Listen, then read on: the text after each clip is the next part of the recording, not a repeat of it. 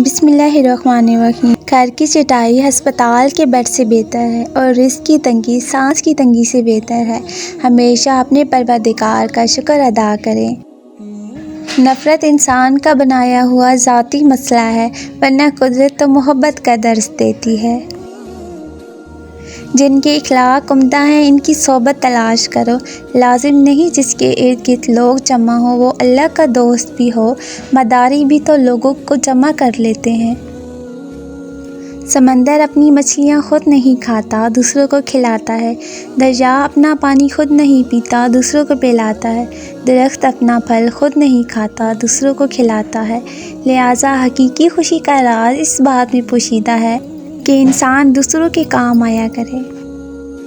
ज़िक्र का ग़िलाफ़ पहन लीजिए, ये आपको इंसानों और जिन्नात के शर से हिफाजत कर सकेगा।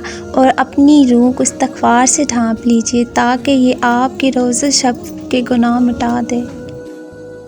वो आज़माता तो है मगर रास्ते वही दिखाता है, क्योंकि हमारा रब बड़ा गफ़ूर रहीम है।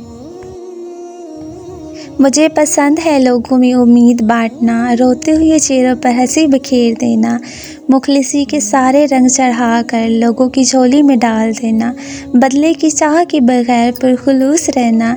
और हाँ, मुझे पसंद है उलझनों को सुलझा कर रास्ता दिखाना। हाँ, मुझे पसंद है जुगनू बनना।